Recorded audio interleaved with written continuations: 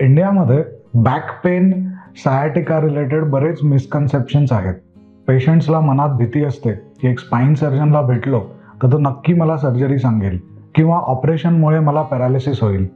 या भीतीमुळे कंबरदुखी किंवा सियाटिकासाठी ते स्पाईन सर्जन सोडून बऱ्याच लोकांना भेटतात. Now this can include bone setters, हाड वैद्य, लेप लावणारे doctors, chiropractors etcetera. I'm not saying that all these treatments are unscientific. There may be people who are scientific and qualified in doing these jobs, but in India, we have many quacks wherein visiting these doctors may actually cause more harm than good. Today's patient video is about the same. एक patient होता ज्यांनी हे सगळ्या गोष्टी try केल्या पण त्याला त्याच्या बॅक पेन किंवा सायाटिकाचं सोल्युशन मिळालं नाही.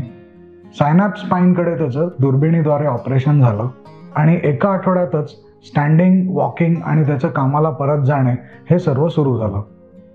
Today's video is about the same.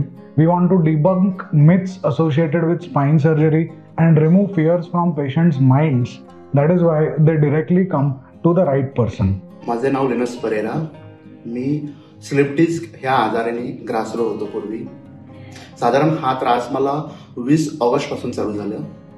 पहिले काही दिवस मी आपल्या लोकल डॉक्टरांकडून ट्रीटमेंट घेत होतो, परंतु मला काही फरक जाणवत नव्हता. तसं मी मला वाटते एक 6 सप्टेंबरला गेलो एका डॉक्टरांकडे.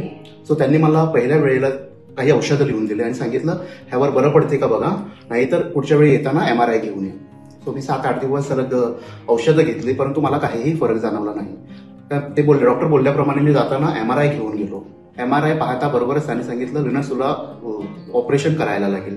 सो मी खूप हताश झालो आणि मी घरी आलो.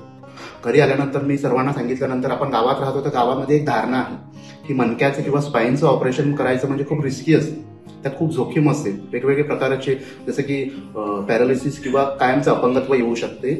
सो माझ्या घरच्यांनी आणि नातेवाईकांनी सांगितलं की मणक्याचं ऑपरेशन करायचं नाही. मग काय करायचं, तर आम्ही काही कन्झर्वेटिव्ह ट्रीटमेंट चालू केलं. जसं की वसईला एक बोन सेटर आहे, त्यांच्याकडून मी कमरेला साधारण एक 5 लेप लावून घेतले, परंतु त्याच्यातूनही मला एवढा काही फरक पडला नाही. मग तदनंतर मी फिजिओथेरपी चालू केली, पण फिजिओथेरपीमधून मला तात्पुरता थोडंसं रिलीफ मिळत होतं, पण असं फुल टाइम काहीही मिळत नव्हतं.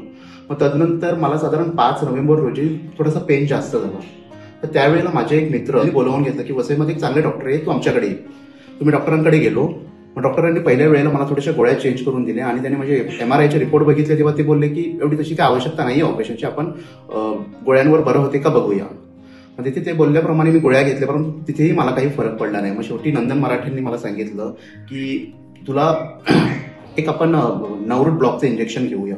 सो मी 7 नोव्हेंबरला त्यांच्याकडून नवरूट ब्लॉकचं इंजेक्शन घेतलं, परंतु काही दिवस गेले पण मला त्याच्यानेही काहीही फरक पडला नाही.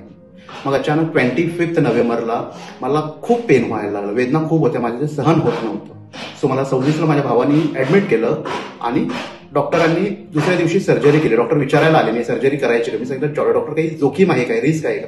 डॉक्टरांनी बोललं की 0 रिस्क आहे, तू टेन्शन घेऊ नको, मी सर्व व्यवस्थित करेल. मी डॉक्टरांवर विश्वास ठेवला आणि सर्जरीसाठी ऑपरेशनसाठी हो बोललो. तो ठरल्याप्रमाणे 27ला माझं ऑपरेशन झालं आणि ऑपरेशन झाल्यानंतर ताबडतोब मला रिलीफ मिळालेली आहे.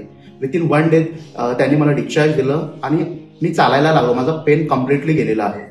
तर शेवटी मी एकच म्हणू शकतो की तुम्हाला जर अशा प्रकारचा आजार वगैरे असेल तर मुंबईला जाण्यापेक्षा doctor Nandan Marathe is the best. मुंबईच्या लेवलची, लीलावती हिंदूच्या किंवा रिलायन्स किंवा नानावटीच्या लेवलची ट्रीटमेंट तुम्हाला डॉक्टर नंदन मराठेकडे मिळू शकतो. थँक्यू.